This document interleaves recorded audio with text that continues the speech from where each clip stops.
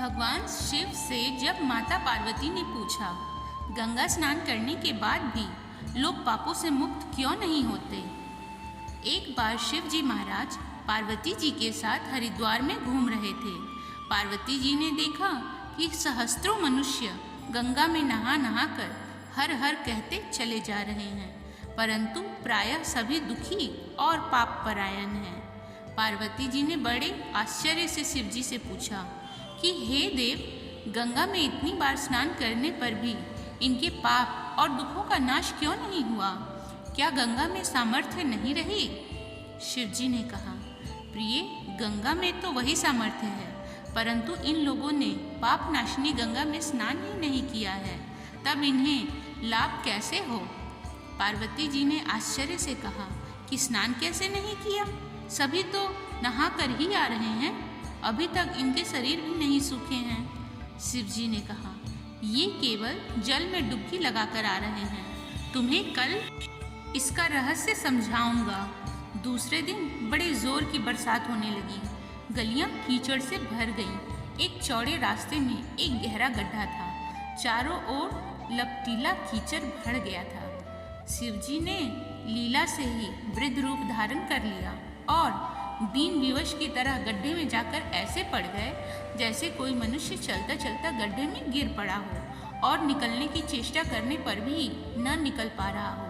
पार्वती जी को उन्होंने यह समझाकर गड्ढे के पास बैठा दिया कि देखो, तुम लोगों को सुना सुना कर यूं पुकारती रहो कि मेरे वृद्ध पति अकस्मात गड्ढे में गिर पड़े हैं, कोई पुण्यात्मा इन्हें निकालकर इनके प्राण बचाए और मुझ असहाय की सहायता करे। शिव जी ने यह और समझा दिया कि जब कोई गड्ढे में से मुझे निकालने को तैयार हो, तब इतना और कह देना कि भाई, मेरे पति सर्वथा निष्पाप हैं, इन्हें वही छुए जो स्वयं निष्पाप हो। यदि आप निष्पाप हैं तो इन्हें हाथ लगाइए, नहीं तो हाथ लगाते ही आप भस्म हो जाएंगे। पार्वती जी तथास्तु कहकर गड्ढे के किनारे बैठ गईं और आने जाने वालों को सुना सुनाकर शिव जी की सिखाई हुई बात कहने लगी। गंगा में नहाकर लोगों के दल आ रहे हैं। सुंदर युवती को यूं बैठी देखकर कईयों के मन में पाप आया। कई लोग लज्जा से डरे तो कईयों को कुछ धर्म का भय हुआ, कुछ कानून से डरे। कुछ लोगों ने तो पार्वती जी को यह भी सुना दिया कि मरने दे बुढ़े को, क्यों उसके लिए रोती है।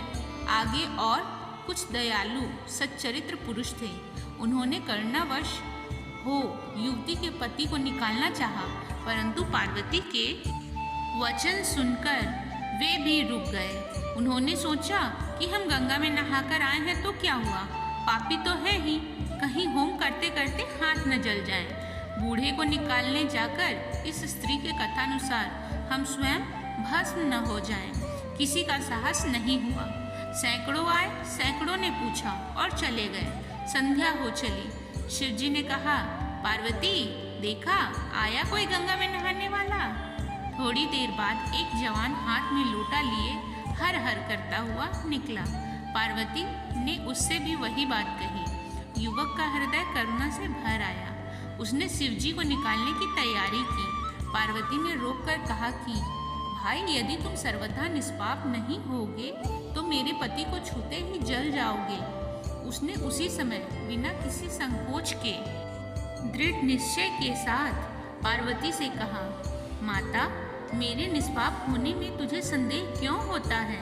देखती नहीं मैं अभी गंगा नहाकर आया हूँ। भला गंगा में गोता लगाने के बाद भी कभी पाप रहते हैं? तेरे पति को अभी निकालता हूँ। युवक ने लपक कर बूढ़े को ऊपर उठा लिया। शिव पार्वती ने उसे अधिकारी समझकर अपना असली स्वरूप प्रकट कर उसे दर्शन देकर कृतार्थ किया। शिव जी ने पार्वती जी से कहा कि इतने लोगों में से इस एक ने ही गंगा स्नान किया है। इसी दृष्टांत के अनुसार जो लोग बिना श्रद्धा और विश्वास के केवल दंभ के लिए गंगा स्नान करते हैं, उन्हें वास्तविक फल नहीं मिलता, परंतु इसका यह मतलब नहीं है कि गंगा स्नान व्यर्थ जाता है। विश्वास के साथ किए गए गंगा स्नान का मिलता है वास्तविक फल।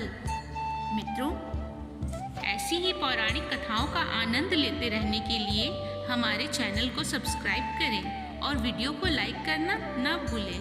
हर हर महादेव।